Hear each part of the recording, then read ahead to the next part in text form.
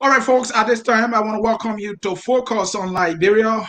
Welcome and welcome to yet another edition of the Hour of Politics here with me, Ansony Sieh. We got interesting, very For an hour for interesting $1 billion. No homo, but it. Sorry about that. Again, folks, Ansony Sieh here.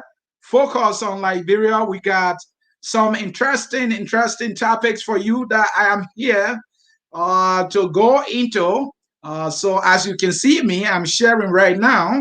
So if you are just joining me, I will ask you to do me that usual favor to hit that share button quickly for me as we get into this yet another exciting and beautiful edition of the Hour of Politics here at Focus on Liberia. And we try to analyze things, we try to break them down for you.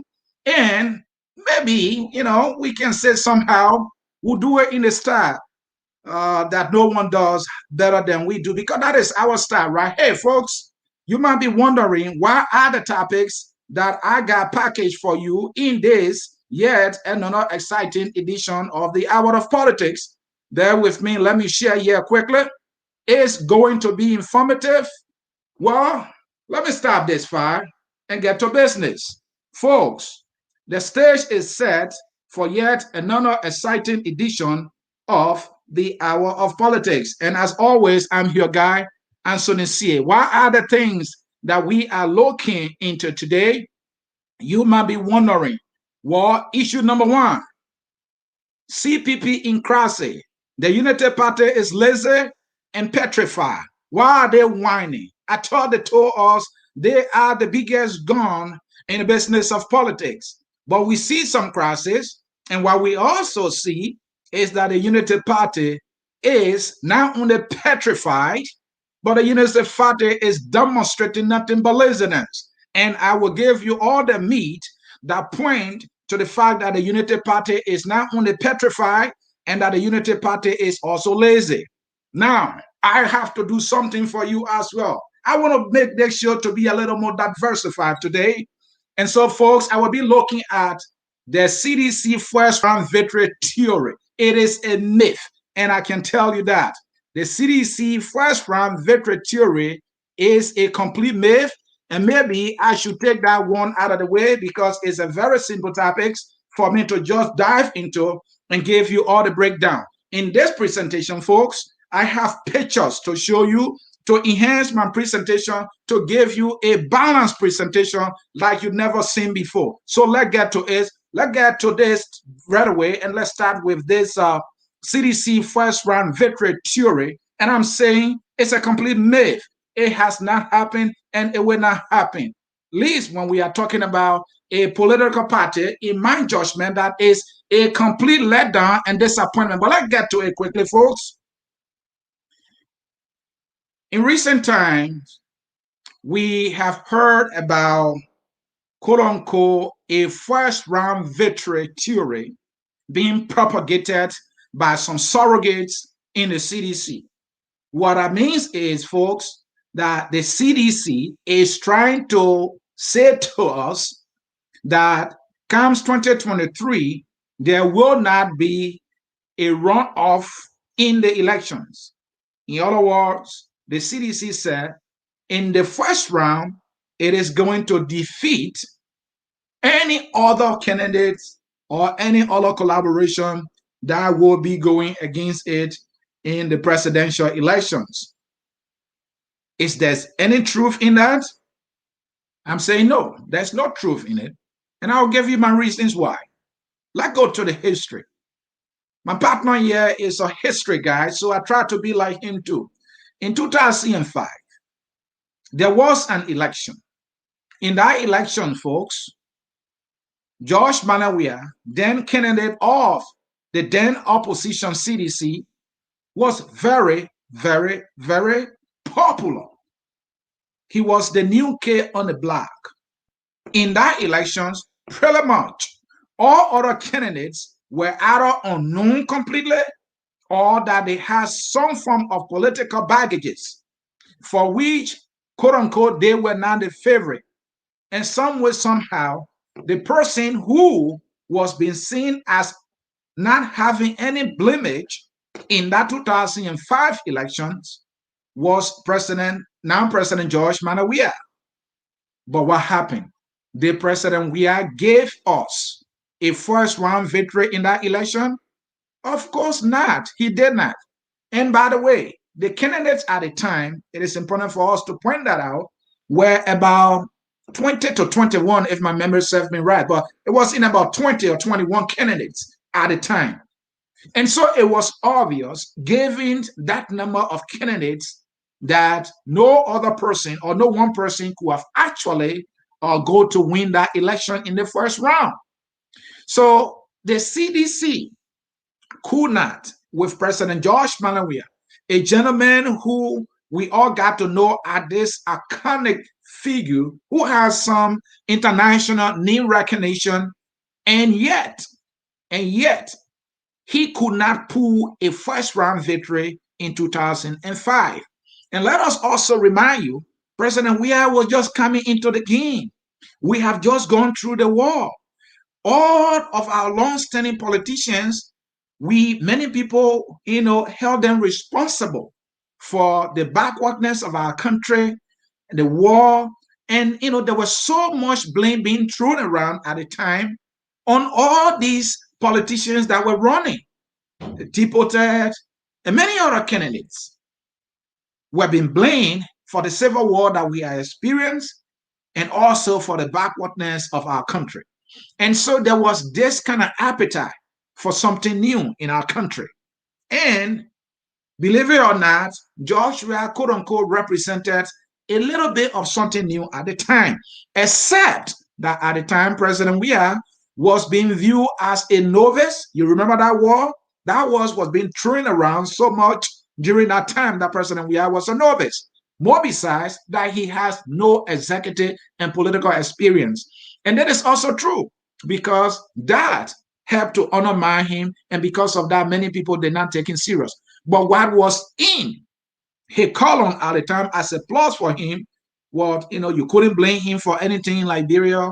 He was coming from the field of football. He was this iconic guy who was new. More so, he was young. Pretty much, he was the popular young candidate, in my opinion, at the time. Now, to add to that, he was this guy many young people could gravitate to. Now, his record of Lone Star, contribution to Lone Star, and all these lectures that were being ballooned and stories that would be amplified all over the place, somehow had established him as somebody to have given attention to. And yet, the guy without any political blemish, the guy who was the most popular person in that race, could not win a first round victory. So fast forward came 2011. And of course, Ellen will go on to defeat President Weah. And then came the 2011 general and presidential elections.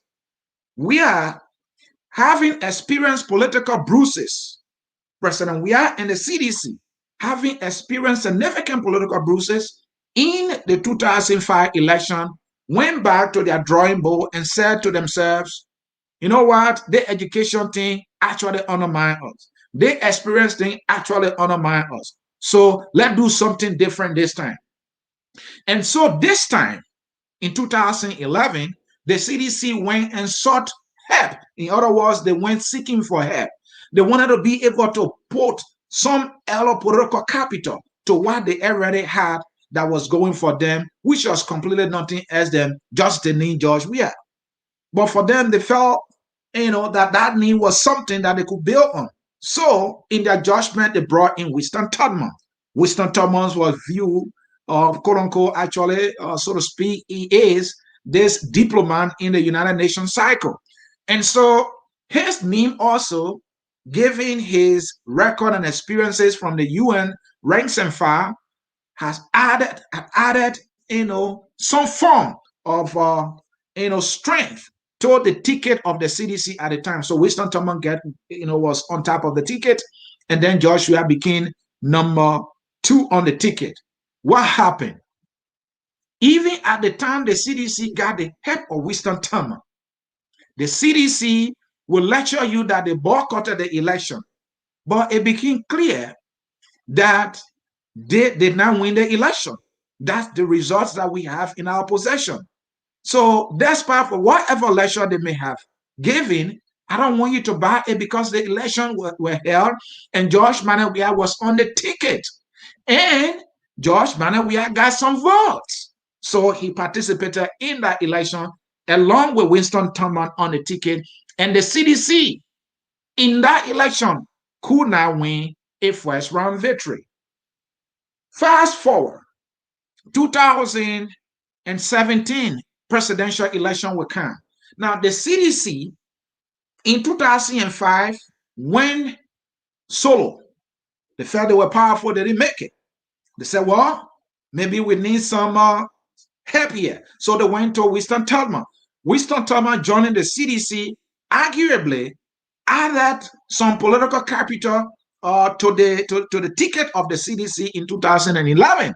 Because what the CDC was lacking in 2005 was experience, was the issue of education. And so Winston Thurman being on the ticket, that has diminished or had taken that away.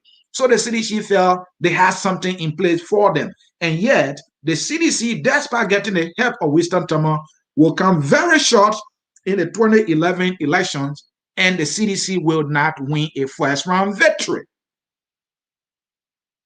And then came 2017. In 2017, the CDC got one help or a single help or some help from Winston Thurman and could not win. So in 2017, the CDC said, look, I think what we're going to do this time, we're going to get as much help as we can. This is the CDC that came to a realization within that time. Now look, it is clear now that a single party cannot win a general and presidential election, given the fact that there are so many candidates all of the time. So the CDC said, well, we're going to form a collaboration. And the CDC got the biggest help ever in the history of elections in Liberia. What is that help? You might be wondering. That help in 2017 was President Ellen Johnson Sirleaf. Some people call him the political Wanamboto of all time in Liberia. This is a woman who knows how to get what she wants. She knows what she wants, and she knows how to get what she wants. So, some way, somehow, Ellen Johnson Sirleaf, when she was looking for some form of protection, went to the CDC, and the CDC accepted her, and she became a huge help to the CDC. And not only that, the CDC got the help of another popular politician in Liberia, in person of Joel Howard Taylor. Joel Howard Taylor, former first lady, a woman who having to be a senator of the biggest ethnic group in our country. She's from the Pedro ethnic tribe. And so immediately when Joel Howard Taylor became a vice presidential candidate for the CDC in 2017, it was a significant boost and added political capital for the CDC. And not only that, despite these two powerful women in Liberia political history, the CDC was not still certified because the CDC was determined and would go to get two political parties added to the CDC. And yet, in the first round of that 2017 elections, the CDC will not win a first round victory.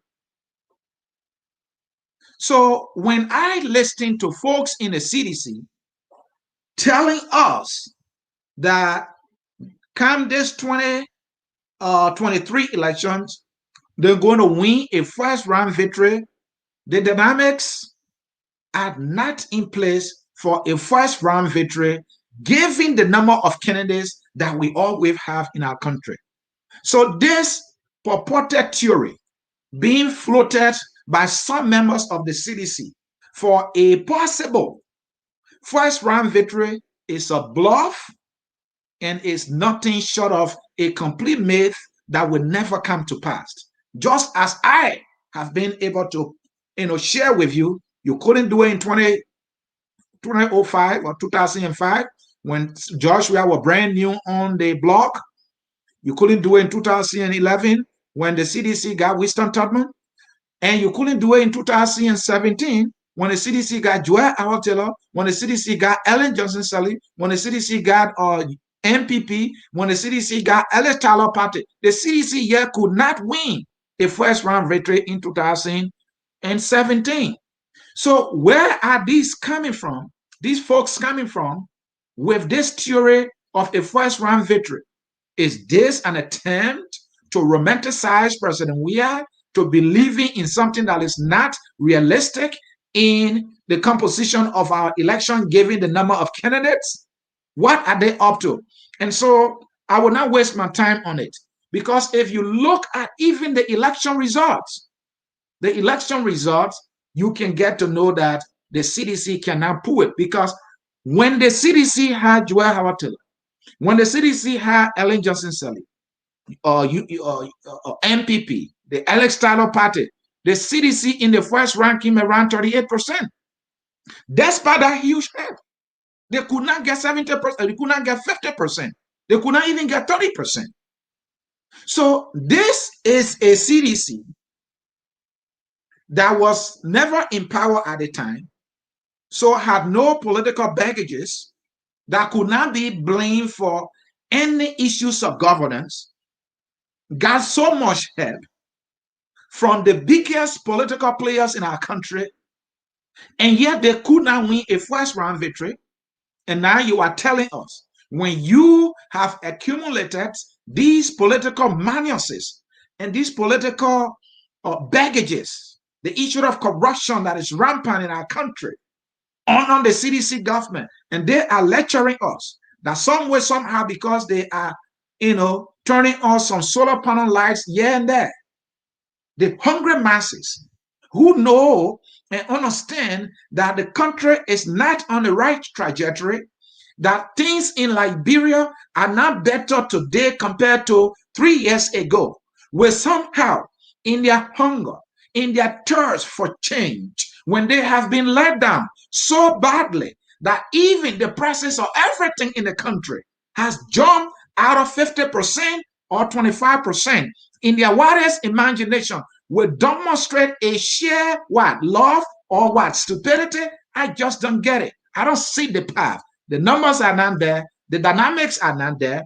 And to make matter even complicated for the CDC, Joel Howard Taylor, who contributed significantly to their second round victory, with whom they could not even get a first round victory, is being treated so badly that she is not in this business of going forward with the CDC. And that is why my political calculation tells me I don't see how Joel Howard Taylor goes into the 2023 elections with the CDC. I don't see that possibility. Even if she does, the bruises that the CDC has suffered recently should tell us. Now, in just 2019, the CDC felt it needed to claim Mosorado County. Darius DeLong, a political nobody, came from nowhere and flogged them and dragged them. President George Malawi, who they are saying going to win a first round victory comes 2023. First, we saw that he raised John J. Weah hand for a representative election. The CDC will bow down in shame. Then came Polita Weah in 2019 against Darius DeLong. George Weah and the CDC will do everything in their power to campaign for Polita Weah. The CDC will bow down in shame again. And then 2005, we saw DeLong when the CDC came with Thomas Fowler. The CDC spent millions on Thomas Fowler. The CDC became like an ATM machine in Monrovia. They were dishing money around through Thomas Fowler. What happened? Thomas Fowler was destroyed, and today he remains in political coma. So this is CDC that have not won any first round victory, won a second round victory, and then after the second round victory, has been sustaining political bruises and losses all along. And so this lecture being brought to our attention by Mr. Wilmot Cooney. Mr. Wilmot Cooney is a political analyst here at Focus on Liberia. He is the one who is the progenitor of this theory, the first round theory of the CDC. And I believe some folks in the CDC, their surrogates and their apologists are buying this false theory, the theory that is not backed by the numbers, the theory that is not supported by the dynamics. The variables are all over the place against a possible first round victory. And so how can they do that? They can't even win a Darius Dillon in their claimed stronghold. Not only did Dillon beat them one time, he flogged them 2 times.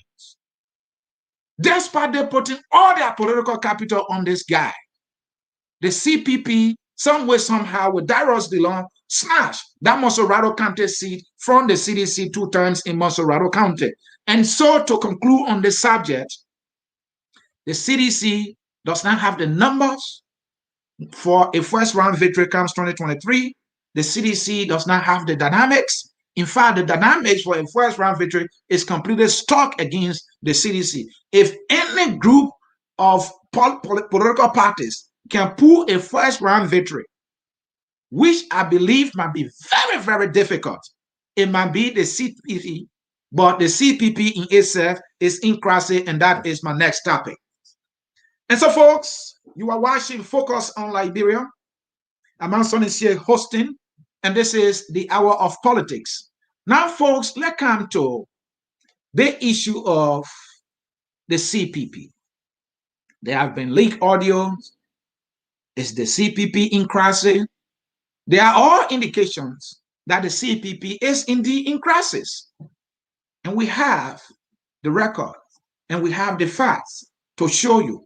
We have statements, we have leaked audios that we're going to share with you here to suggest. We also have in our possession political maneuvering by the players in the CPP as the CPP battles for the nomination of the CPP or who to head the CPP. The CPP clearly is in complete crisis. They will not tell you, but they are speaking it. And so let's get to the CPP. So, folks, CPP in crisis. The Unity Party is lazy. The Unity Party is petrified. So, folks, for those of you who might be wondering, what is petrified? Petrified is a word meaning so frightened that one is unable to move. When you are terrified, that is the word petrified.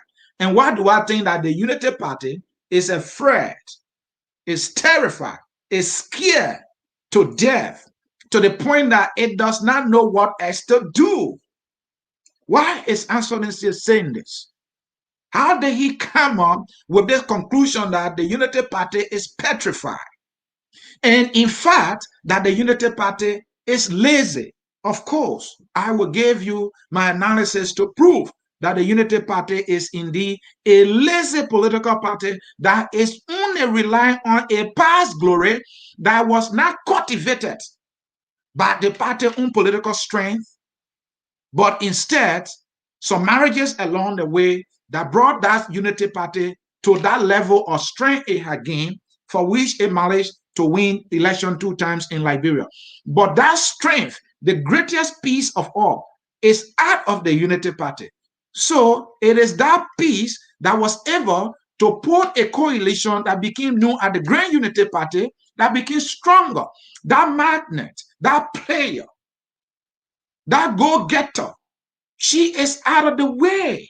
She is not in the Unity Party. The Unity Party is an empty vessel that relies on a past glory that was being captained by an individual who no longer belongs to the Unity Party, looking at her heart and her activity. She is not there. And that player is Ellen Johnson Sirleaf. So yes, the Unity Party is petrified.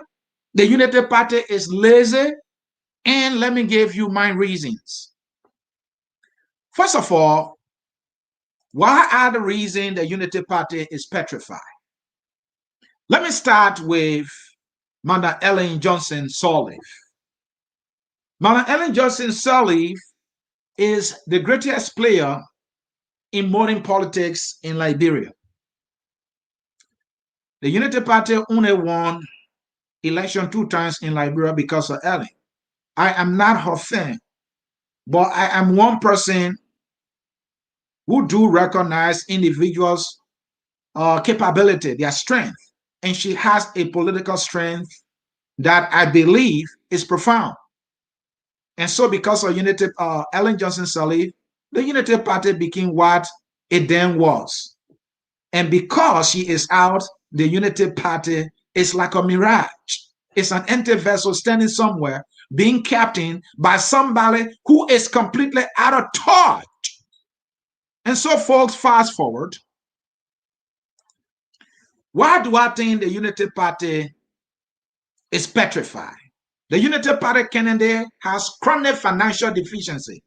I'm talking about Vice President Joseph Yimam Boaka, who the Unity Party is going with today. VP Boaka, he has a significant financial deficiency. What do I mean by that? What I mean by that is Honorable Boaka does not have the leadership wherewithal to source the necessary funding that the Unity Party will need to win an election in Liberia. This thing will come to money. It will come to money, and the Unity Party candidate, Joseph Yimam Boaka, does not have the wherewithal to look for that money. He doesn't have it. Now, you might be wondering, how come? Oh, how come? Yes. In 2017, did we not see that? The Unity Party campaign at some point disintegrated.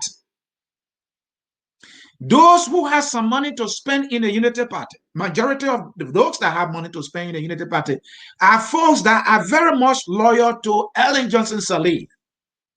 They became what they were in the Unity Party at the time when the Unity Party was in government, singularly so because of Ellen Johnson Sirleaf.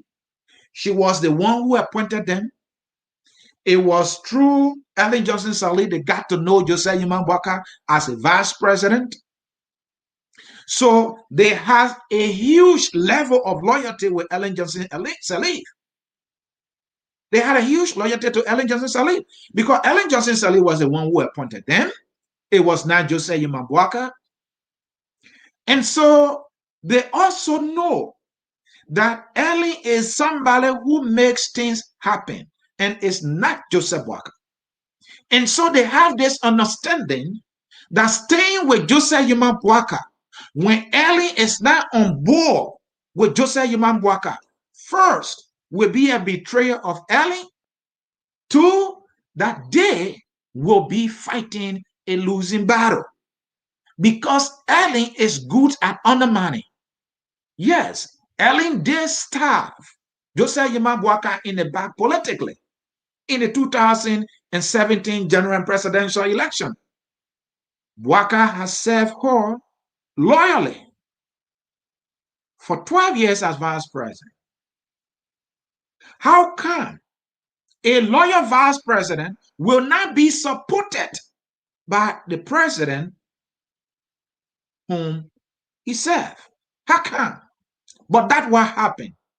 Now, not only did Ellen just abandon Boaka, Ellen worked against Boaka in every way.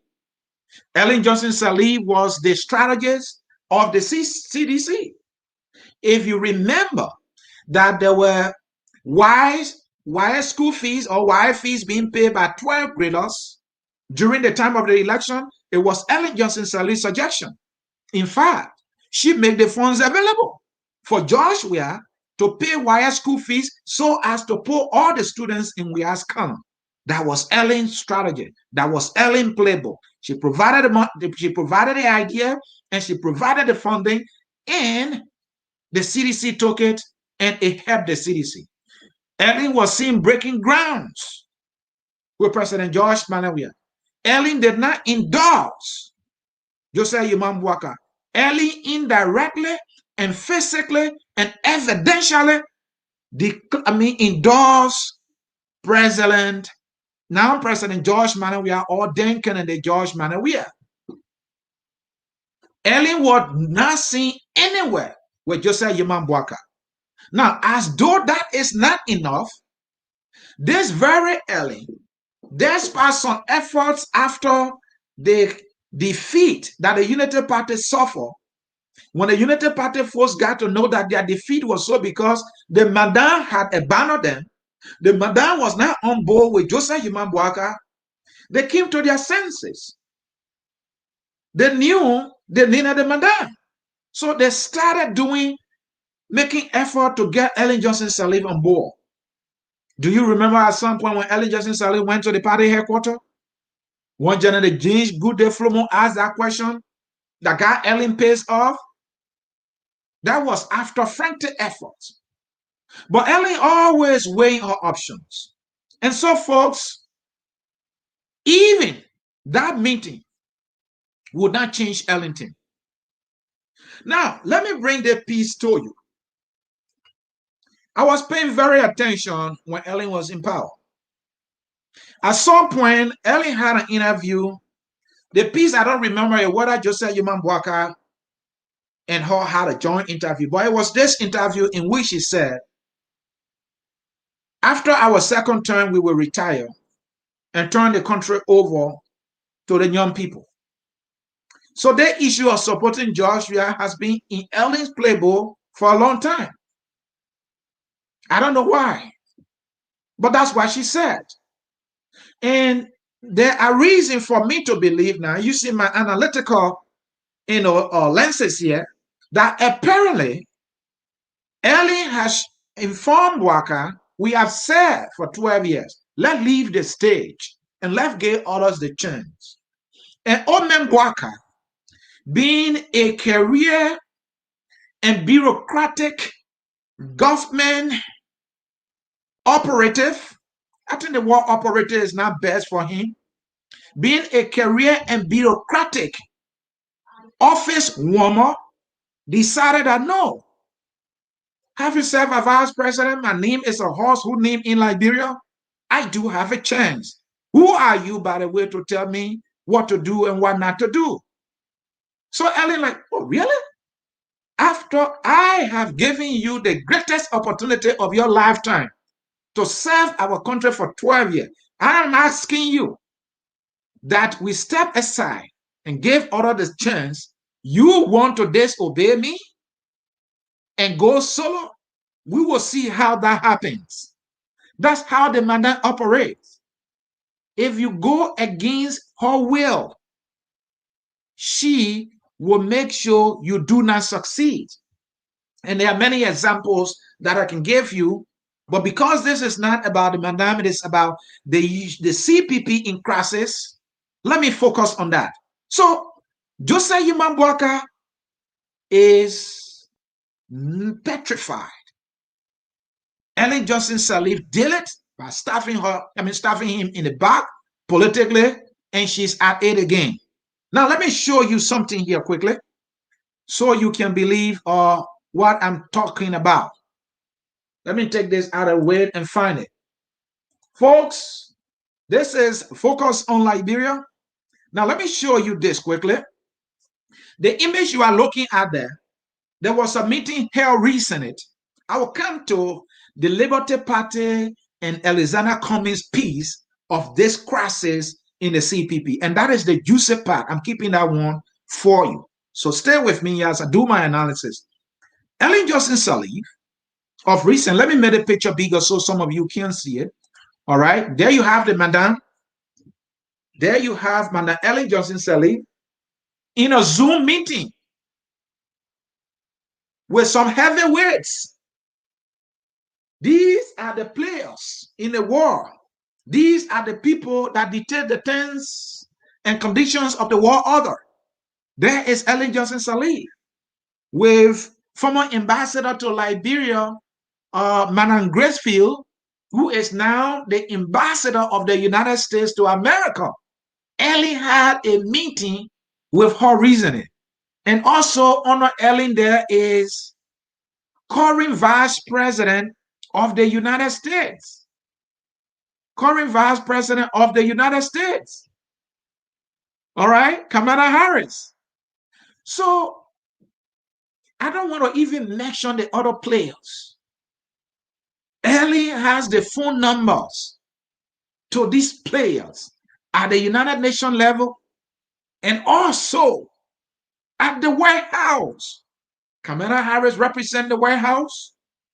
The ambassador to the United Nations, and the U.S. ambassador to the United Nations, Madam Griffith, also represents the White House. She was appointed by Joe Biden in consultation with Kamala Harris.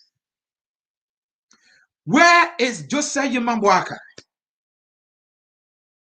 Where is Joseph Yimambwaka? What is he up to? This is a woman who turned her back.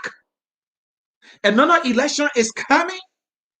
She is interacting with war players. She's not going with Joseph Yimambwaka. And the Unity Party folks think that as though the financial deficiency that the Unity Party has with Joseph Yimambwaka is not enough. They don't have their playmaker. They don't have their number 9. Their number 9 has even left them. She has signed a contract with another political party, which is political parties. Let me pluralize it. She has signed a deal with 2 other political parties. The ANC of Alexander Velande Cummings and also the Liberty Party of Nyomli Kanga Lawrence, Darius Dillon, and Musa Hassan Bility. That is the juicy part, and I will come to that. But let me show you some things again. So to conclude on this image, there is Ellen Johnson Sirleaf, the playmaker, the number 9 of the Unity Party, the woman, to her credit, who did everything to give the Unity Party 2 victories. The woman without whom the Unity Party is a complete empty vessel. Oh yes, she was the one who made a political calculation to bring Liberian Action Party and 2 other parties, I believe, to the Unity Party, forming the Grand Unity Party.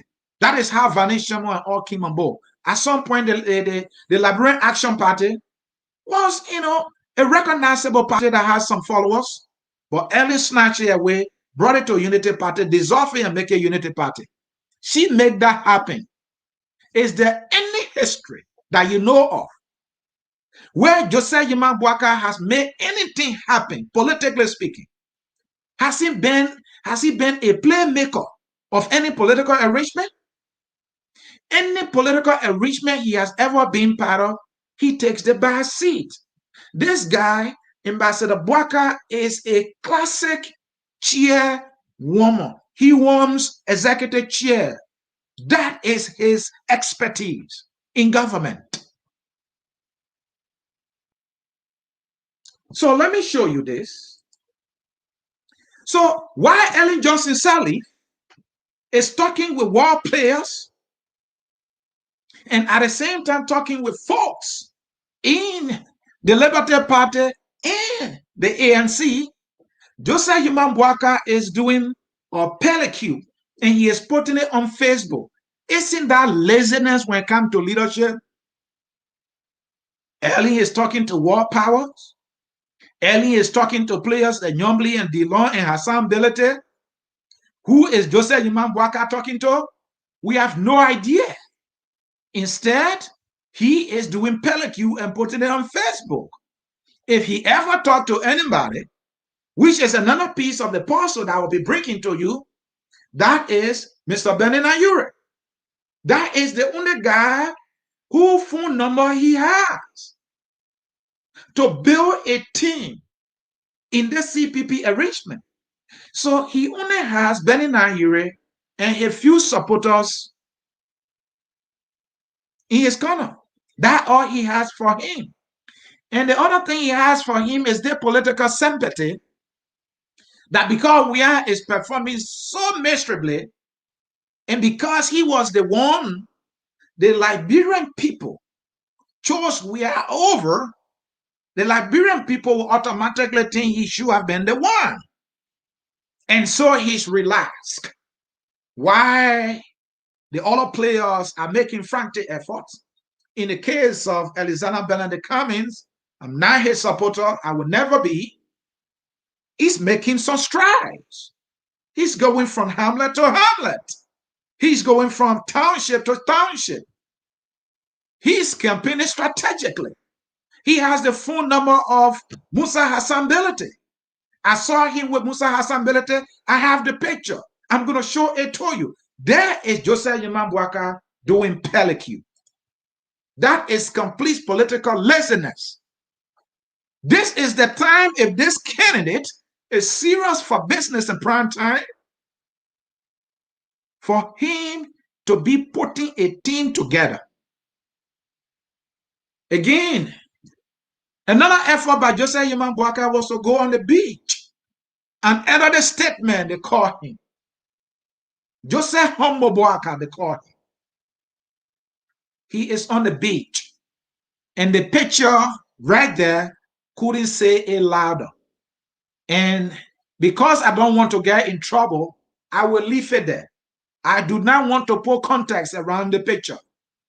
The only context I'm going to give the image is to tell you that this is what Joseph Yimambwaka is up to. Going on the beach, standing by a sister who is elegantly dressed, and Mr. Bwaka is with his football jersey, and he thinks this is the way to go. I will edit the statement. This is what he thinks. Fast forward, folks.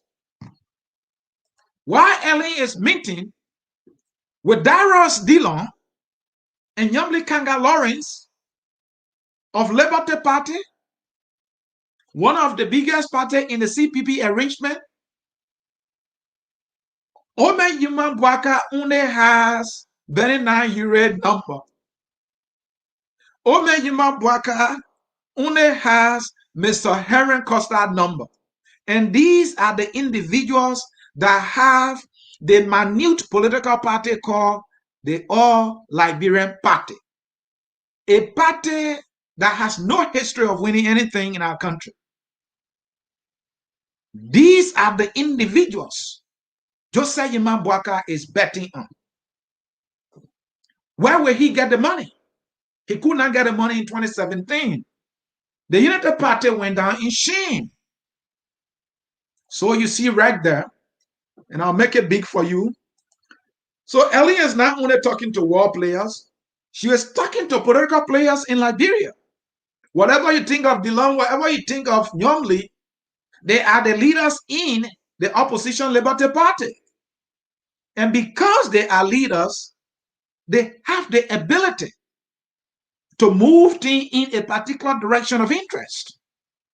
We saw that with the election of Musa Hassan Bility.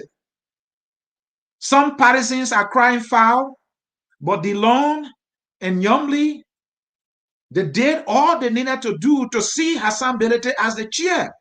And we know Hassan Bility is a businessman. We are told he has some money. And some people ask me that you have to believe that. He has been in business. In fact, according to Chairman Hassan Bility himself, he said he's one of the few Liberians who happen to be a millionaire.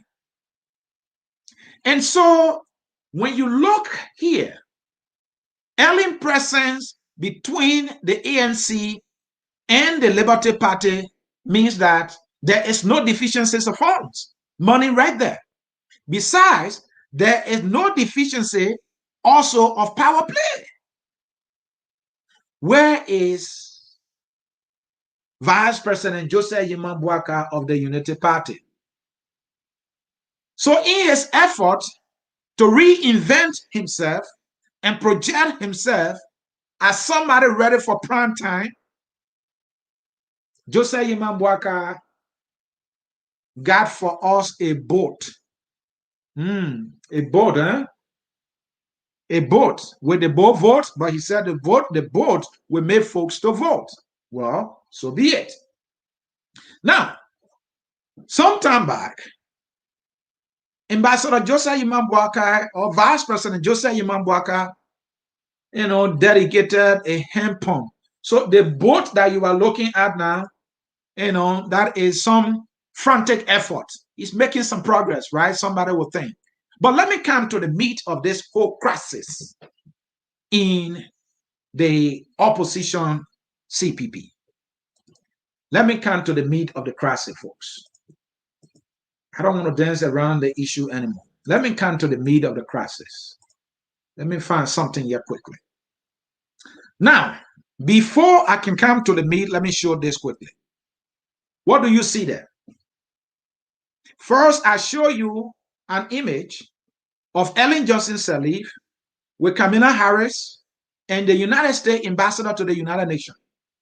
Second, I show you a picture of Ellen Johnson Sirleaf meeting Darius Dillon and Nyomli Kanka Lawrence, right?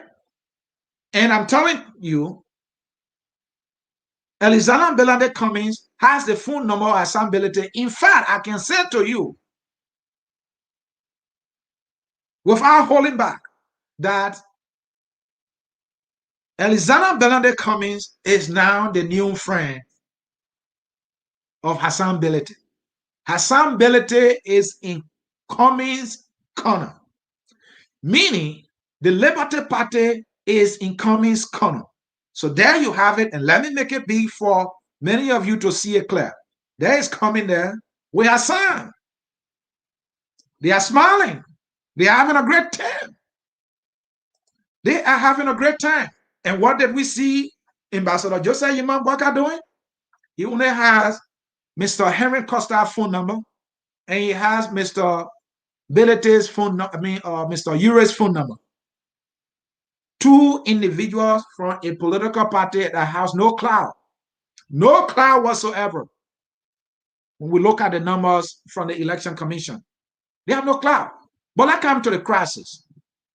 So the leaked audio that came from the ranks and file of the Liberty Party could not be so succinct, could not have given us a bigger and broader picture, a convincing picture of this crisis in the CPP that seems, one way or the other, tilting in favor of Elizana Belande Cummings on one hand, and on the other hand, the Liberty Party. But what are these two political parties up to? What is Cummings up to? We want to know. And this is where I come in to share that. So, folks, let's come to the crisis in the the CPP. Let's come to the crisis. So we're going to talk about the leaked audio. Liberty Party executive in the leaked audio. Let's come to that. There where the meat is. The meat you've been waiting for, this is where it is.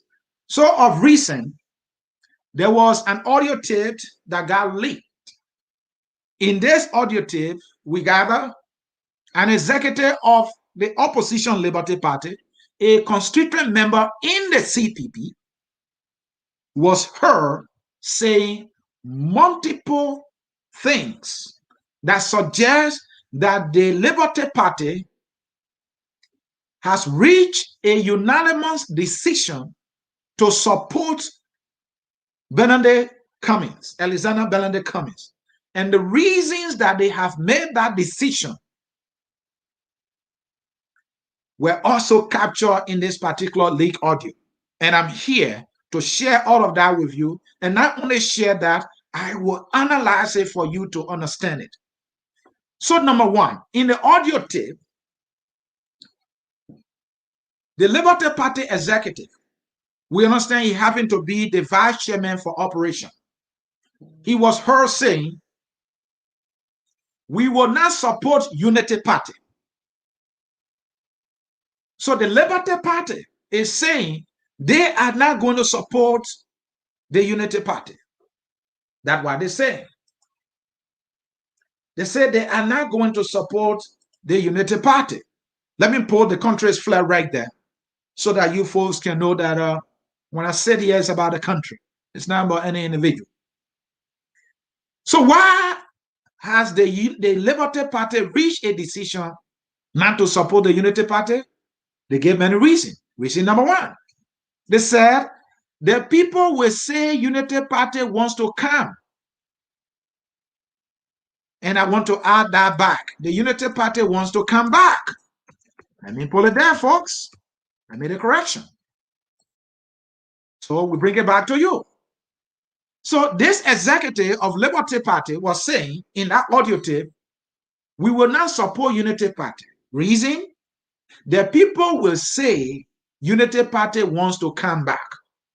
So they are giving logical reasons why, as a party, the Liberty Party is saying we will not support the Unity Party.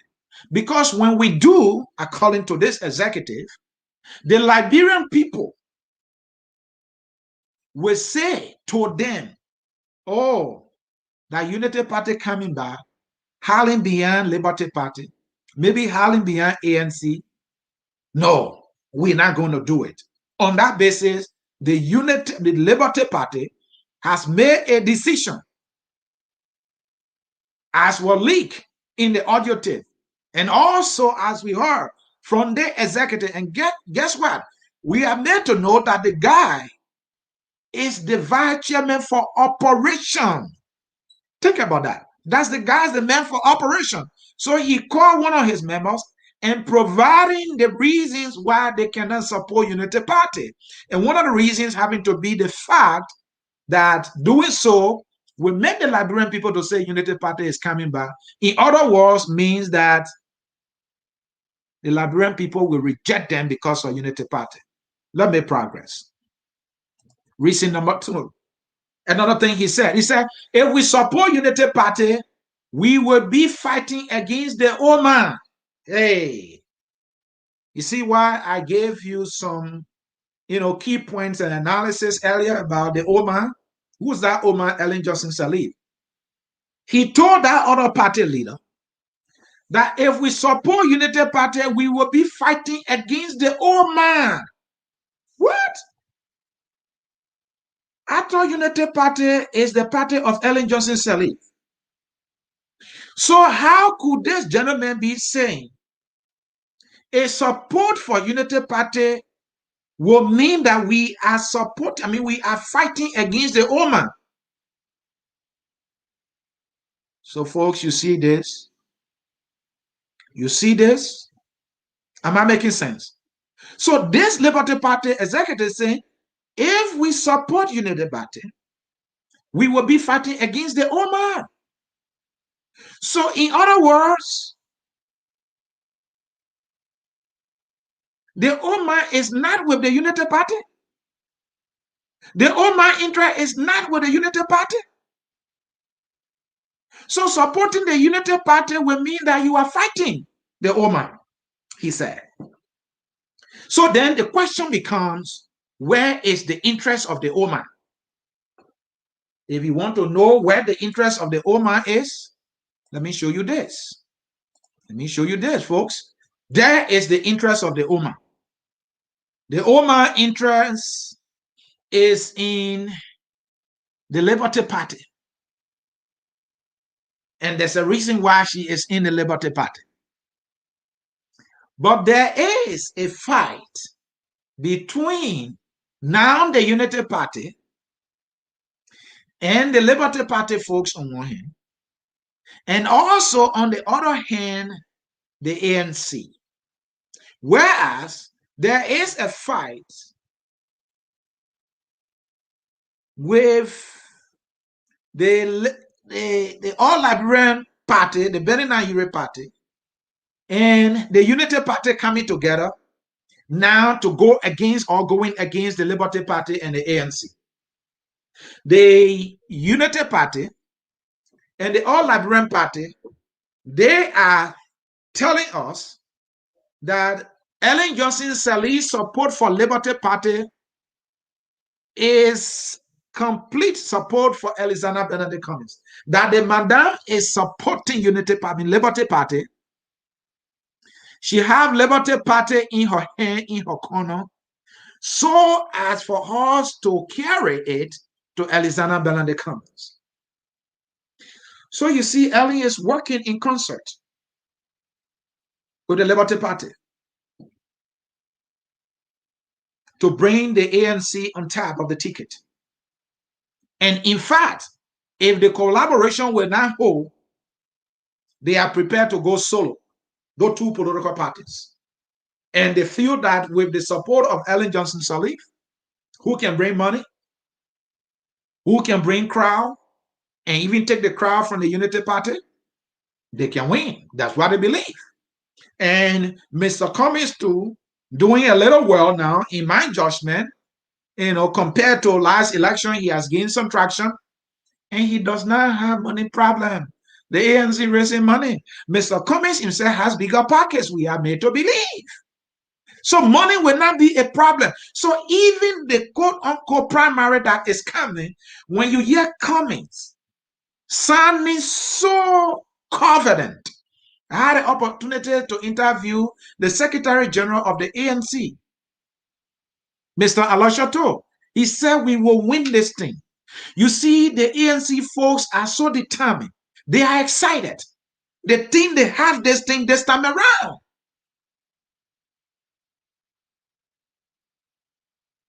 So Joseph Himambwaka, what he has in his hand is an empty gallon, an empty political gallon, which is the All-Liberian Party, the ALP of Mr. Bernard Ure is empty.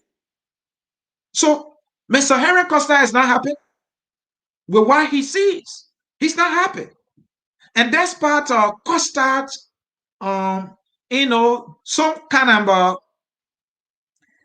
strong disagreement with Ellen Johnson Sirleaf. He understands that Ellen makes things happen. He's terrified. I watched his last podcast. I could tell somebody so terrified. And I know Josiah Himambwaka is terrified. I know the folks in the Unity Party, they are terrified because they know what the woman is capable of. They don't have her, it's a political death. They know that. It happened in 2017. They didn't have her, it was a political death. So the LP executive, Liberty Party executive saying, if we support Unity Party, we will be fighting against the old man. They don't want to do it. Fast forward. And then he came and said, we will support ANC because we will be new in the eyes of the Liberian people. You see their calculation? So the ALP executive is telling the other party executive in one of the counties that, look, another reason why we cannot support the Unity Party, but we must and should support the ANC is because when we do, we will be new in the eyes of the Liberian people. The Liberian people are looking for something new. In other words, he's saying the Unity Party represents the whole other. The Unity Party represents business as usual. The Unity Party nickname is corruption. So this corruption, business as usual, is not new. The Liberian people are tired with it. They don't want it. And in concert, he was saying, did you see Dillon? The guy was new, right? The guy came with lecture, right? And the Liberian people bought it. They voted for him 2 times. In less than 2 years, they voted for him 2 times. Why? This guy is saying, because he knew. He is new. So we cannot go with Unity Party. We must go with ANC because when we do, the 2 political parties have not won elections or have not won the presidency before. The Liberian people want something new, and we will be new in the eyes of the Liberian people. Fast forward. He continued in the audio tape. We can't fight a losing battle. He told the guy. He said, we can't fight a losing battle. We can't be in opposition throughout. That word, we can't fight a losing battle and we can't be in opposition throughout. It shows determination, resolved that we must make this decision. United Party were in power for 12 years, they enjoy. We can't make them the reason why we stay in opposition throughout. So they see an opportunity right here. And that opportunity that they see is that with the ANC and the Liberty Party coming together, supporting Alexander Bernard Cummings, these individuals, all the Liberty Party executives, believe that they have a chance. They believe that the reasons why the Unity Party was rejected by the Liberian people, those reasons still exist. And that the Liberian people memories are so fresh with the corruption that was carried out by the Unity Party on an industrial level. He is saying that corruption story is still fresh on the minds of the Liberian people. So we can't bring the old guys, these business as usual folks. We can't bring them. So no, we must not fight a losing battle, and we can't be in opposition for or throughout, he said. Another thing he said, Nyombli does not look like someone to be president. Let me do some edit here. He said Nyombli does not look like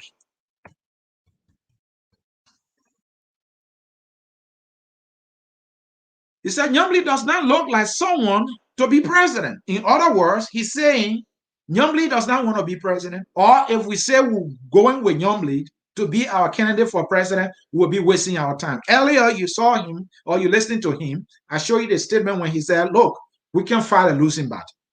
If we go with Nyombli, we are fighting a losing battle. In other words, she's not a national candidate. And besides, she does not look like somebody who wants to be president. And I believe in their calculation also, DeLong, the way we see him, I don't think he wants to be president. And by the way, I have been in a conversation with one of the powerful supporters of Darius DeLong. That person had earlier informed me that DeLong was going to announce. But when I got back to the person, is that pending? The story changed. So I can say to you, Darius DeLong had conceived a presidential run, but he has relinquished that presidential ambition. So DeLong too, I can say to you, will not be a candidate for the CPP nomination. In other words, he will not also be a candidate for president comes 2023. Besides, DeLong has a 9 years job. He has not even gone 6 months into it. Senator Lauren also got another 9 years job. She has not even gone 6 months into it. So why would they want to waste their time? First, they have not national candidates. They don't have the money. And besides, the guy who they have been relying on for money, who having to be Hassan Belete is telling them, look, I have my candidates. I finance your campaign.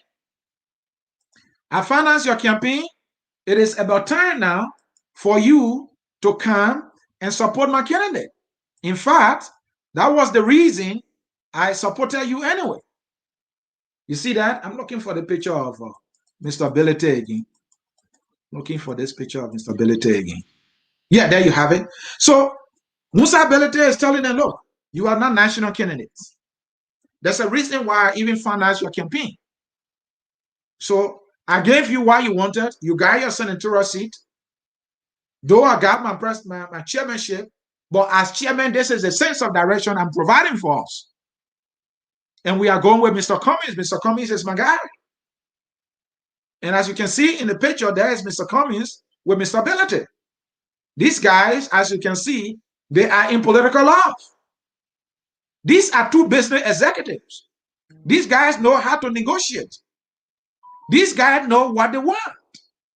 When a businessman is in business, he does it for profit.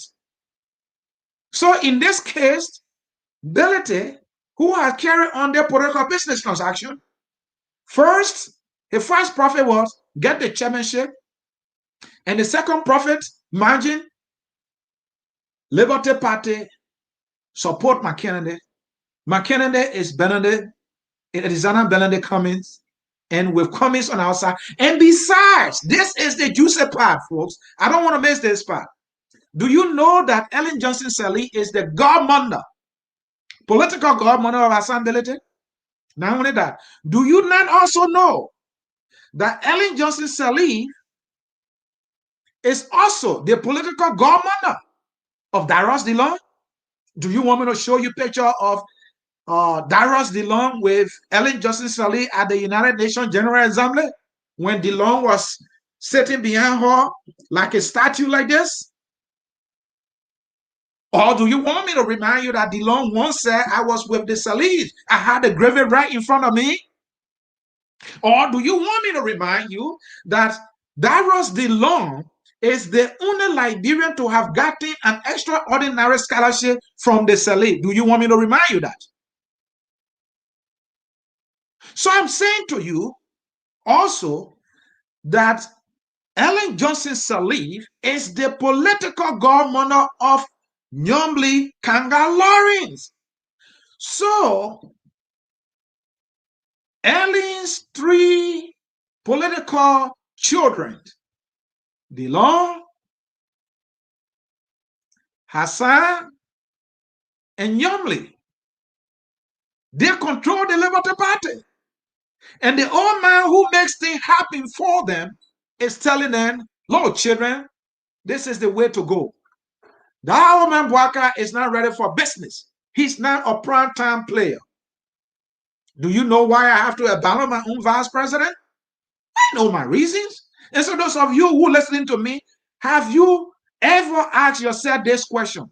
Why is Ellen Johnson Sirleaf refusing to support the man that served her loyally for 12 years? Why is she refusing to support this man? 2 times now. We are coming to see 2017 and now 2023. She is not talking to old man Bwaka. She is talking to Cummings. She is talking to DeLong. She is talking to Nyomli. She is talking to Hassan. She is talking to Vice President Kamala Harris. She is talking to former U.S. ambassador to Liberia and now U.S. ambassador to the United Nations, Madam Greenfield. What is the madam up to? The madam is a calculative player.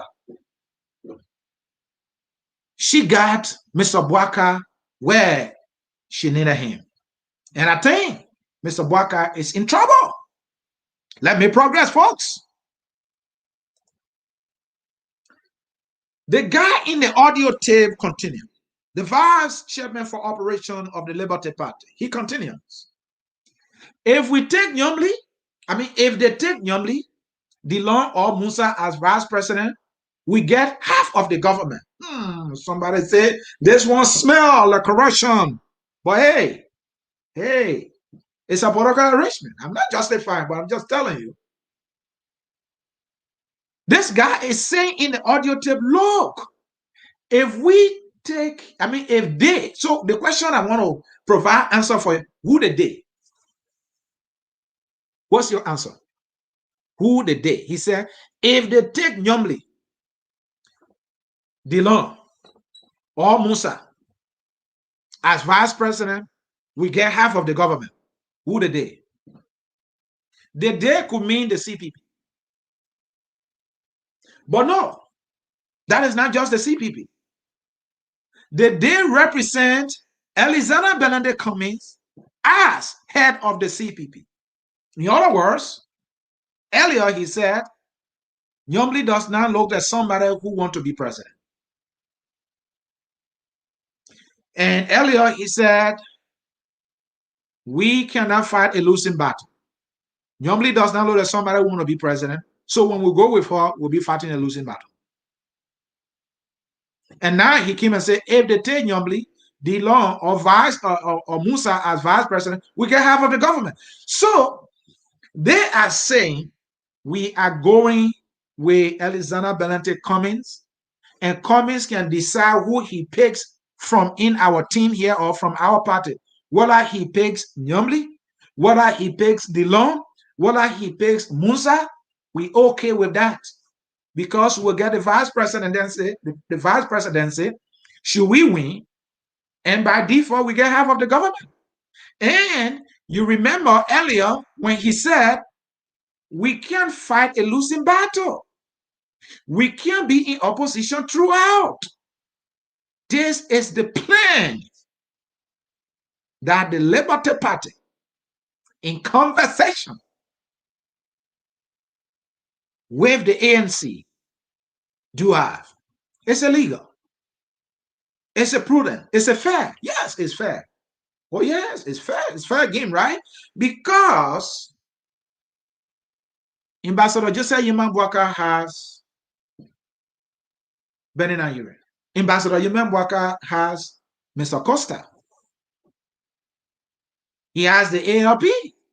So what is wrong, according to the Liberty Party folks' calculation, what is wrong for us to have our own guy? And come here and say, I'm playing big.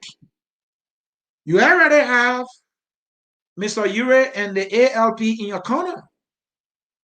Mr. Bwaka, you already have Costa in your corner. I'm going for Liberty Party. I got my man, Musa Hassan Belete, in my corner.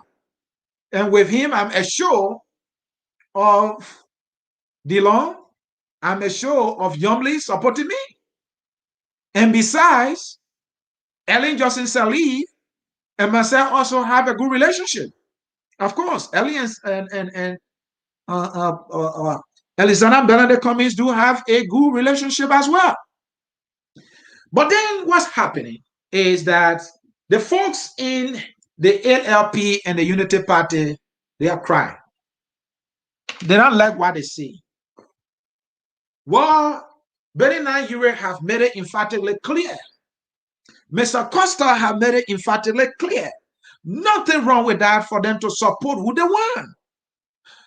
Mr. Costa is on record for saying, I like the old man. I'm not going to hide my support.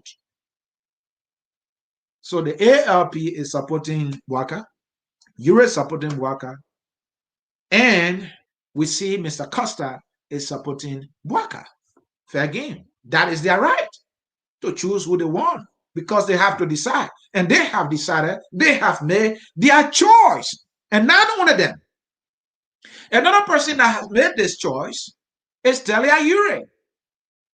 Kolonko was this rising star, brilliant, non-Liberian professional and politician.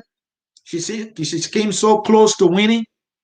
But we all know how that happened. That is why the CPP is not an example. She became the candidate of the CPP when her father, Benin Ure, was chairman of the CPP, and he kind of handpicked her. And that's how she became. But fast forward, it was a good political contest. A lot of things happened along the way, and the CPP did not win with her. She, as a politician also, is from the All-Liberian Party, and she is supporting Ome Yimambwaka, and she is not happy with what she sees with the Liberty Party completely, politically, in the corner of Alexander Cummings, and they don't like that.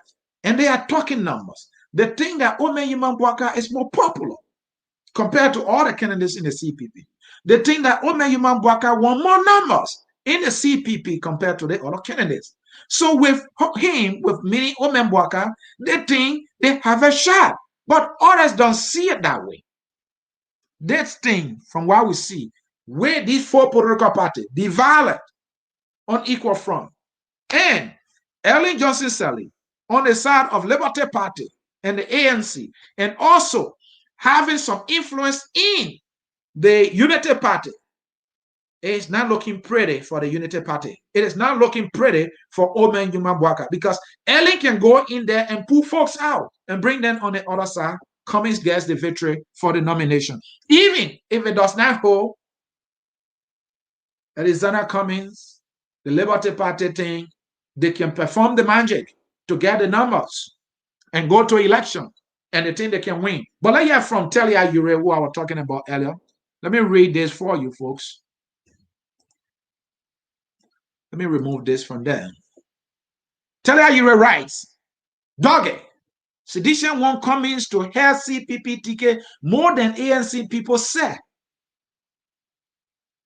Your team, your coming get easy ride that lie. And there's a word there that she tried to spell. It starts with F and then da. Now you put on your thinking cap and tell us what that means. That is not my business to talk about. My business is to analyze this piece of information. So Talia Ure is not happy. Just as Mr. Costa is not happy. They are petrified. They are afraid. They are worried. They think their party is about to be over. They feel that somebody is trying to put sand in their political gari. And they don't want nobody putting sand in their farina. They felt that they had that thing going for them with Omen Bwaka in their corner. And that they were hoping the CPP were going to go with Bwaka, given the numbers he had compared to the rest. And that it would have been something for everybody in the CPP arrangement to see. They are disappointed that, the ANC folks not saying that. They are disappointed that the Liberty Party folks not saying what they see.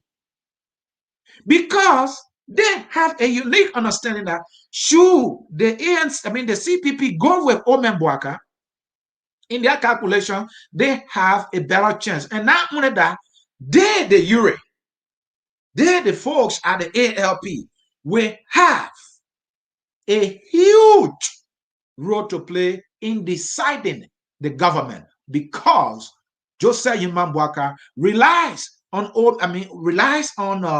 Benny Nayire for decision making, for support, and for advice. And we tell you, being the lovely daughter of Mr. Ure, and she also being an executive, if I can say that, in the ALP, she will have gotten just about everything or anything she wants. The same with Mr. Costa. With Bwaka, with the good relationship between them, or he could just pick his own piece of the pie.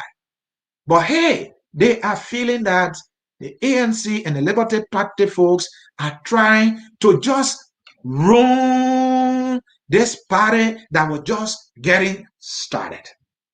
And so they are not happy about it. So folks, my name is Ansony Sieh. I brought to you here another exacting edition of the Hour of Politics here at Focus on Liberia, where we educate, we elevate, and promote all things Liberia. And so, folks, we can now tell you the Unity Party and AL and the Liberian Party marriage, the All Liberian Party marriage, right, is in trouble. The Unity Party and All Liberian Party marriage is in trouble. It's threatened. They are afraid. They are worried. They think that the biggest playmaker is trying to post sand in their gari, and they are not happy about it, and they are writing on Facebook. They are having podcasts. They are venting out their frustration. And what is the folks in the ANC doing right now? The folks in the ANC, they are celebrating quietly. These are the very folks in the ANC.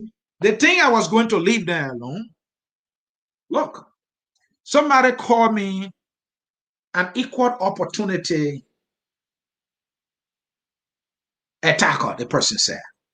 I'm not sure I attack. I don't think I attack. I think I hold people accountable on the record, on the facts. That's what I do. But I respect the person's assessment of the way I do things. The person sees me as an equal opportunity attacker, meaning when I smell something, I don't care who you are, I fire. So let's come to that piece. So the marriage is threatened, huh? The all Liberian party, they feel that somebody is putting say in their foreign. They don't like it. But what is the unity, the ANC folks that are coming to? So the Uris and their followers support Bwaka openly, right? We know that. The Uris and their followers support Bwaka openly. No problem. Everybody should be happy. Everybody should respect their decision. Nobody should make noise about their decision. But the folks in the Liberty Party saying, okay, we have our own guy is coming. Out of a sudden, they are furious. They are petrified. They are scared to death. They think somebody is putting something in their faria. They have to figure this thing out because it's getting ugly. And finally, let me come to the ANC folks because the thing, I don't know whether they think I'm their guy. I know they think I'm in their corner. I'm not in your corner. I'm not a corner person. They your corner thing you people doing the political parties. I don't play to it. I play for Liberia. I play for my country. And that's why that flag is right there. Clearly, folks, Liberty Party executives are in Alexander Benedict Cummings' corner. They are in Cummings' corner and they are sticking with Cummings. And what the partisans of ANC doing, they are celebrating it. But I smell hypocrisy here, folks. These are the very ANC supporters who point their fingers at the very Ellen Johnson Sirleaf. Ellen Johnson Sirleaf is on their side right now, and out of a sudden, they took a big black cloth and they are covering their faces. Oh, politics is a strange thing in my country, Liberia. That is what they are doing. The madam, the mother of corruption, is on their side. And because they are desperate, they know she's a player. They also know that she is the mother of corruption. That she and her party came to power for 12 years. They bankrolled our country. They looted our country economically. They left our country. Even Monrovia does not have a 15th stable electricity. Monrovia does not have a reliable internet after 12 solid years. The folks in the ANC do know that. They do know that this madam promised us that corruption was going to be enemy number one. The very madam turned around and said, I will put my neck on the chopping board for my son. The very folks in the ANC also do know that the madam son Ben robbed no cow. They very well know also that the very madam came and admitted that they did not win the war on corruption. That corruption had won the war, which meant that Ellen Johnson Sirleaf was admitting my government was corrupt.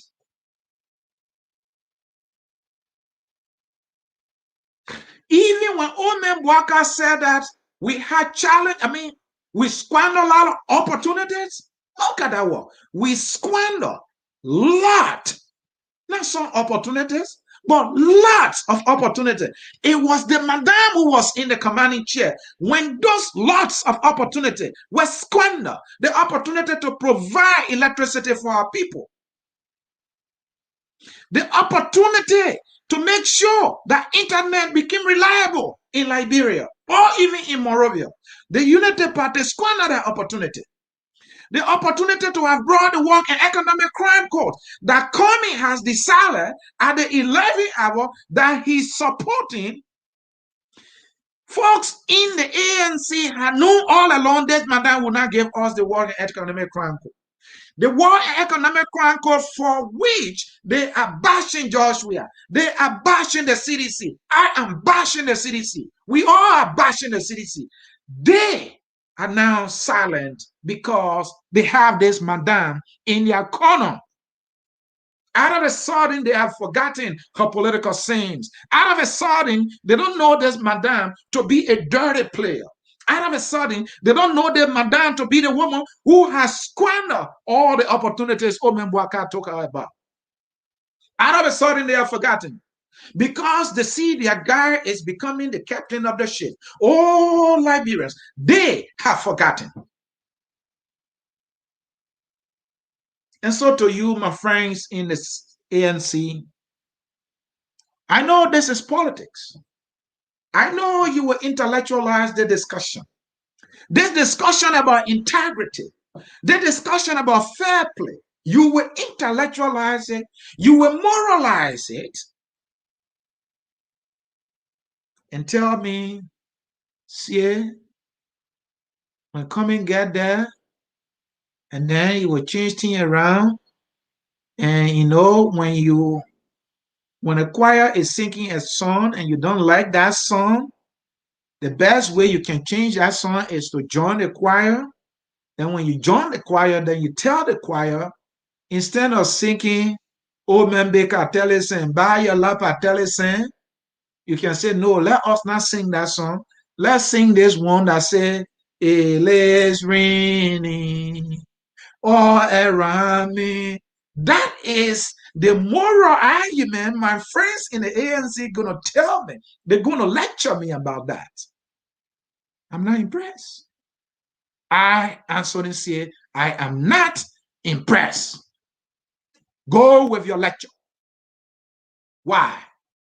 Mr. Cummings should not have joined the CPP in the first place. He shouldn't have joined it. You know it. You caught in a slide because he is your guy. You have all the opportunity to make the decision. You wasted a lot of time. You squandered that opportunity to have made that decision at the early age. Get out of that arrangement that the Unity Party has been serving as a canopy. You should have left that arrangement in a long time and form a marriage with the Liberty Party and then go to the Rainbow Coalition and try to put a coalition together. Your guy, Ellis Cummings, will waste all this time, squander all this opportunity to make that decision until now.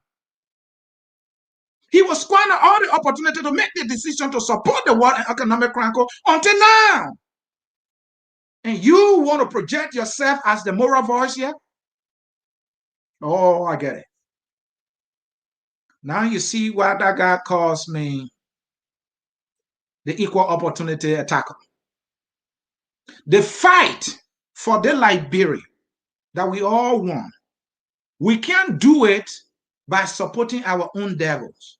That is business as usual. It is Mr. Cummings who has popularized this saying in Liberia. We cannot be doing the same thing over and over and expect different results.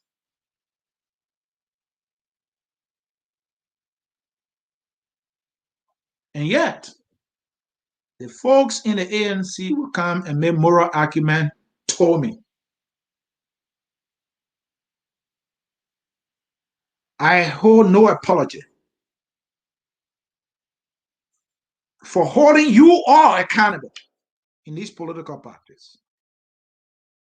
My country has suffered so much. My people have suffered so much. I have seen war. I didn't enjoy my youth because of the war.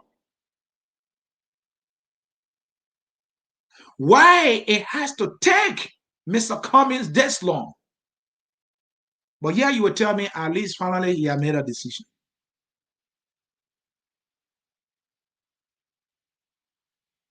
A leader must be decisive and must be on the side of the people. Always the people. After being playing politics with this all this time, and now finally we should implement the Working Economic Crime Code. This is something I'm going to share with you that will shock you. Benny Nayure, who we all call the arm dealer, who we all accuse to have been with Charles Taylor, to have been part and parcel of the war that devastated our country. In the 2017 presidential election debate, Benny Nayire was emphatic that he wanted the War and Economic Crime Court. Mr. Comey, who had no association whatsoever, according to my investigation, was not even around during the war, could not say, I support the War and Economic Crime Court. And since 2017, up to 2021, nearly 4 years later, before Mr. Cummings will tell us he supports the War and Economic Crime Court. Why is it taking him so much to make decision that is in the best interest of the majority? How come this is so difficult? It gives me pause. But I have to let you go, folks. I have to let you go. I don't want to take up your time. We are all big sick people. I will read a few comments and then I will conclude this broadcast. So let me allow you to participate, folks. Let me allow you to participate. Let me allow you to participate. And then we can call it a day. I will try to read as many comments as possible. For you guys sticking with me here, I appreciate what you do. Had it not be because of you, I will not be here. Let's hear this one from Senior. I will share because of the caption. Please do. I appreciate that. Let's hear from Herring. I wonder what Liberia would be like if we put the same time and energy in developing the nation that we put in opposing one another. Just an observation. There are schools, hospitals, clinics, library, and other structure built by opposition. You have a good show. Thank you. This is George Lobo. George Lobo, he calls me big brother and I call him my Pekin. We are all in this business of talking about the direction of our country. He and I have a huge disagreement. He believes Omen Yuman Bwaka is the guy. I don't think so. I think Mr. Bwaka, he's a good human being, but he should retire. He had his time, and that his party is the most corrupt political party ever in our history. He thinks his party has challenges. He's an eloquent guy when it comes to talking about Unity Party. But when it comes to the challenges of Unity Party, he lost his eloquence. Let's hear from Zilly. Criminal Ellen Johnson Sally is irrelevant. Stop making her moral high. No, you're missing my point. I'm telling you, this woman knows what she wants and she knows how to get it. She gets what she wants. Believe it.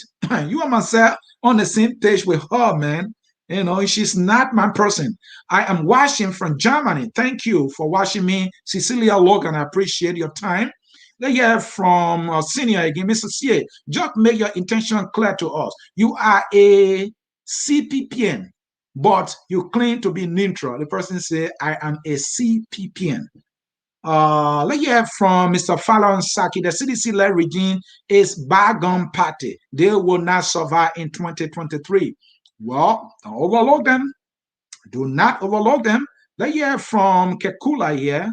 Okay, speaking to somebody else, not me. Let's hear from Tanu Gibson. I know it sounds weird, but how can we get Ellen and Joel Taylor to our side as CPP, although Ellen's betrayal? Although Ellen's betrayal. Betray us, maybe he meant. We did poorly when we were in power as up, but we can learn from the past and do better starting 2023. We have enough clarity now of what needs to be done in the country to improve the lives of Liberians. You spoke like a Unity Party person. If you actually are, I salute you. And that is how we should show our country love. We all make mistakes and we do. We should say it. Theodore here, solid point. Go ahead, my brother. Go ahead, my brother. I think he met. Let's hear from Jimmy Eastman. Good question. Definitely has nothing to do with loyalty. That is true. Let's hear from the man Wilman Cooney, a political analyst here, chief political analyst here, focus on Liberia. Here myself, don't see eyeball to eyeball, on 95% of the issue. But he writes, my friend and FOL political bulldog Ansony Sieh is on fire. But we stand by our position that the CDC will win a first-round electoral victory if the president continues the current developmental agenda plus another caveat and some serious strategic political planning and actions. It can be done. Mr. Cooney, I respect you. I disagree 110%. Jimmy again. We has beaten Unity Party several times until Ellen joined them. How they think they will win without Ellen's support. You know, Jimmy, you and myself on the same side here. Let me hear from my man Anthony Gay. Cummings is the best choice for CPP, hands down for the presidency. That's why he's saying he is an executive of the ANC. Joseph Boakai is doing his nail. That is his international contact. Somebody writes. Let's hear from Mr. Jerome Gilman, an affiliate and colleague here focused on Liberia.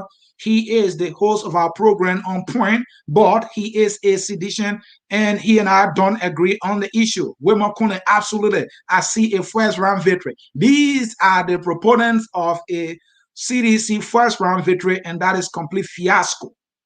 First-time listener and watcher, so far I must admit, this analyst is making impressive points, sound analysis. Thank you for giving me some kudos right there. Let's hear from Foko Sieh. The wave of Cummings is overwhelming. And that sleepy puppy are confused now because they never saw it coming. Yep, they are confused. It's not looking pretty for them. Let's hear from Mr. Keita here. You are misinformed about VP Boakai and the Unity Party. The point is, no party is better positioned than the Unity Party under the leadership of VP Boakai comes 2023, Mr. Keita. We value your contribution here and continue to watch the show. Mr. Anthony Gagan, Cummings is a strategic leader. His leadership as chairman for the CPP used the CPP framework document and brought in 6 CPP senators currently. Yes, we can attribute it to him in as much as we are willing also to blame Cummings for not doing other things. We should also give him his flower when he does well. Boakai record is open in the public. So what is the misinformation here? You guys don't love Liberia because you people want to be doing the same thing over and over. Oh, if I disagree with Boakai, then I don't love Liberia. But if I agree with Boakai, then I love Liberia. It's beautiful, right? Now hear from Franklin Roosevelt here. We will do a fundraiser next month on the 12th of June. We should be enough for the campaign. I appreciate that. That is a good information. You guys need to support your candidate. Mr. Boakai needs to be supported because he's financially depleted and he's living on loans, according to him. So you guys need to get this thing together, raise the money, and I like that. People who support their candidates, you put their money there. To the credit of the folks in the ANC, they're raising money. If I were in the political, I'm in a pressure group that I contribute to. Liberians should adopt this idea of supporting what you believe in.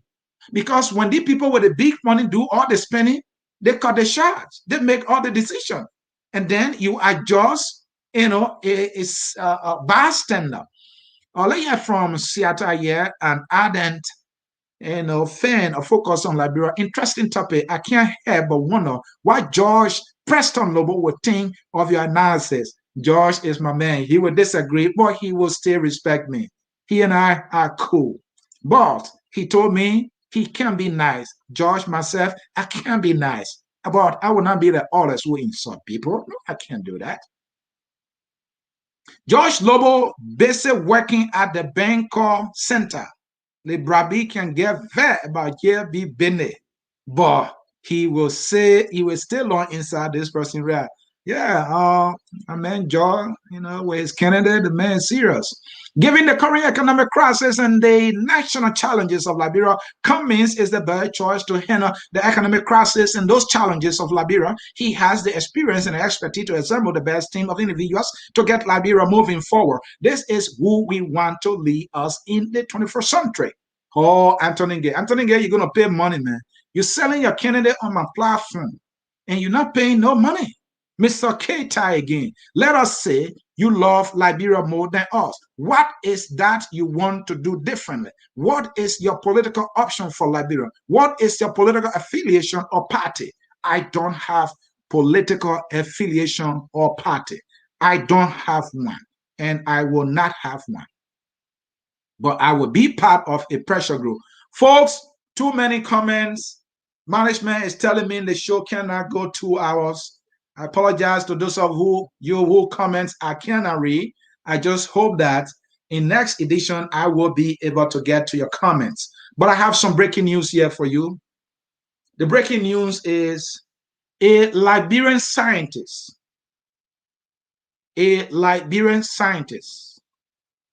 Mr.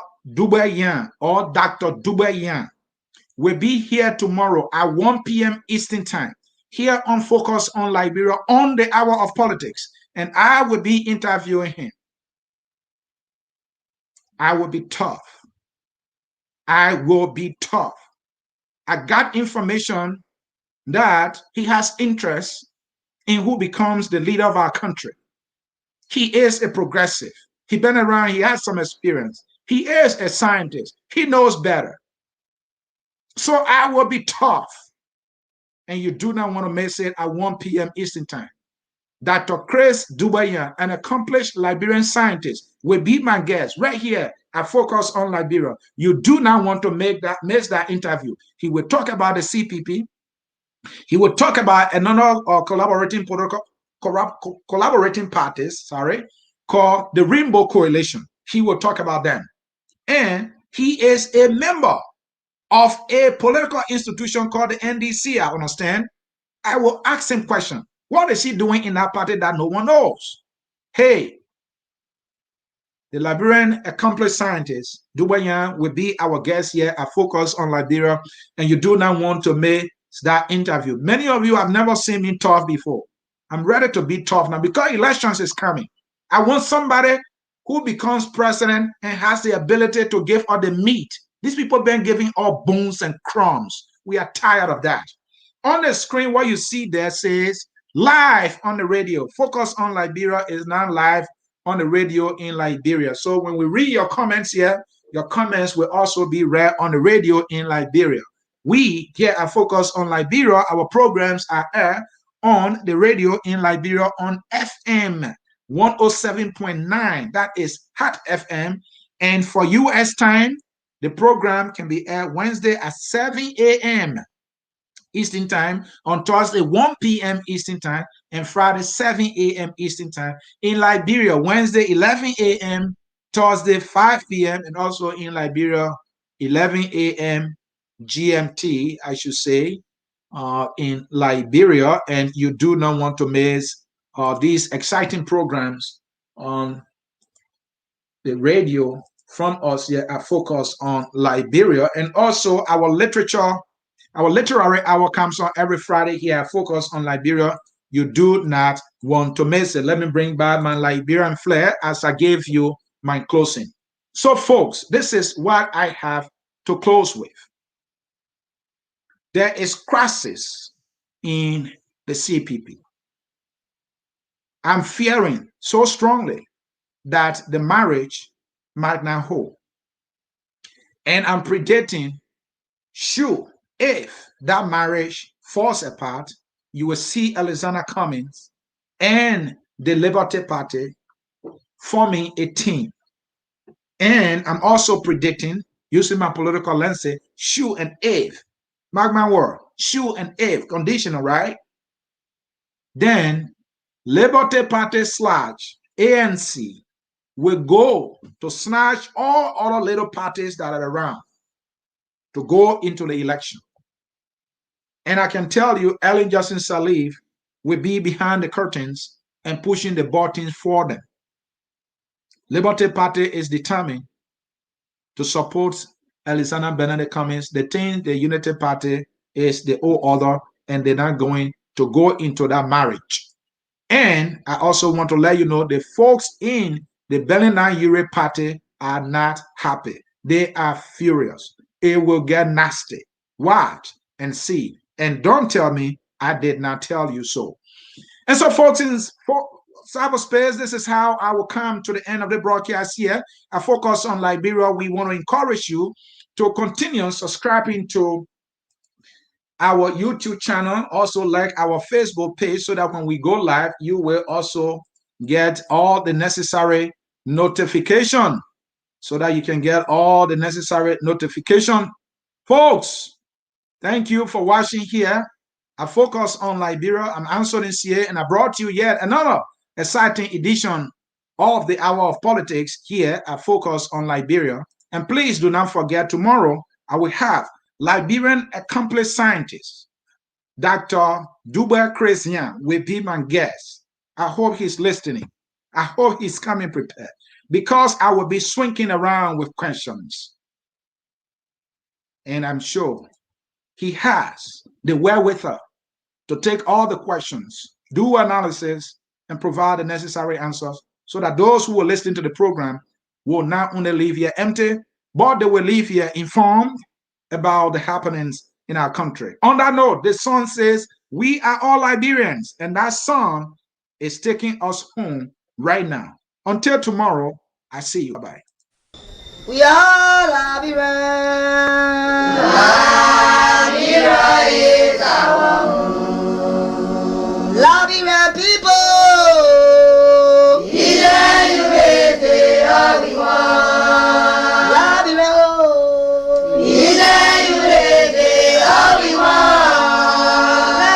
Liberia.